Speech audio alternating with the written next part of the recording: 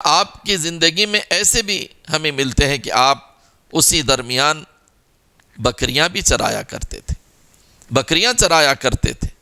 اور حضرت ابو ہریرہ رضی اللہ تعالیٰ عنہ راوی ہے، فرماتے ہیں کہ ایک مرتبہ حضور صلی اللہ علیہ وسلم نے یہ فرمایا کہ کوئی ایسا نبی نہیں گزرا جس نے بکریاں نہ چرائی ہو۔ گویا آپ علیہ السلام سے صحابہ نے پوچھا آپ بھی چرائیں؟ تو اللہ کے رسول نے فرمایا ہاں، میں بھی مکے کے لوگوں کی بکریاں چند قیرات پر چرایا کرتا تھا۔ یعنی مطلب یہ کہ اجرت لے کر اور اجرت پر مکے کے لوگوں کی چند قیرات پر حدیث کی کتابوں میں، سیرت کی کتابوں میں آپ علیہ الصلوۃ والسلام کی یہ بات موجود ہے۔ حضرت ابو ہریرہ فرماتے ہیں بکریوں کا چرانا گویا نبوت کے مزاج میں بہت بڑی حکمتیں پوشیدہ ہیں۔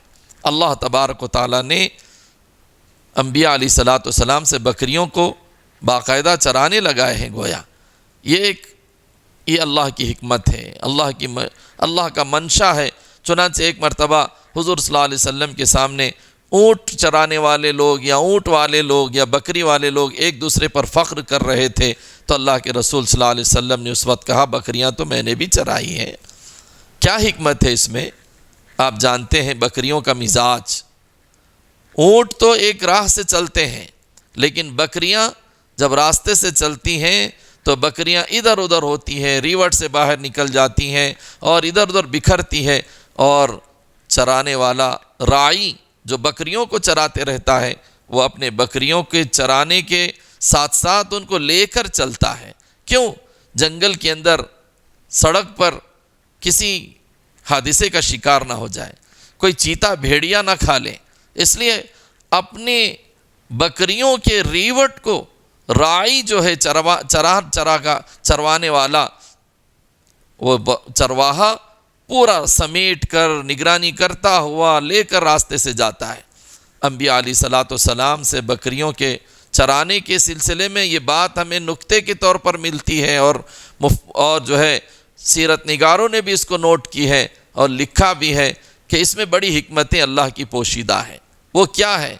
ایک تو مزاج میں تحمل، بردباری۔ کیوں؟ امت میں جو طبقہ شیطان کی طرف جانے والا، فسق و فجور میں مبتلا ہونے والا، سیدھا راستہ چھوڑ کر غلط راہوں پر ادھر ادھر جاتا ہے، تو انبیاء علیہ الصلوۃ والسلام اپنی امت پر ایسی ہی نگرانی کرتے ہیں جیسے کہ چرواہا اپنے بکریوں کے ریوٹ کو شیر چیتے بھیڑیوں سے بچانے کی فکر کرتا ہے۔ اور امت کے ان بے رہرو لوگوں کو، گمراہ لوگوں کو، راستے سے ہٹ کر گمراہی کے راستے پہ چلے جانے والوں کو انبیاء علیہ السلام پوری نظر میں رکھتے ہیں، پوری فکر کرتے ہیں کہ کوئی میرا امتی غلط راہ پر نہ چلے جائے، شیطان کا حملہ نہ اس پہ ہو جائے، شیطان کی طرف نہ اس کا رخ ہو جائے اور غلط کاریوں کی طرف اس کا رخ نہ ہو۔ جیسے چرواہا بکریوں پر نگرانی کرتے ہوئے ایک ساتھ لے کر چلتا ہے، انبیاء علیہ السلام بھی یہی اس کے ذریعے سے ملتا ہے کہ امت کا ایک ایک انسان، ایک ایک فرد صحیح رخ پر چلے۔ حضور پاک صلی اللہ علیہ وسلم کو کس طرح فکر تھی اپنی امت کی۔ اللہ نے قرآن کریم کے اندر فرمایا ہے لعلک باخع نفسک الا یکونوا مؤمنین۔ آپ اپنے آپ کو کیوں ہلاکت میں ڈال رہے ہیں؟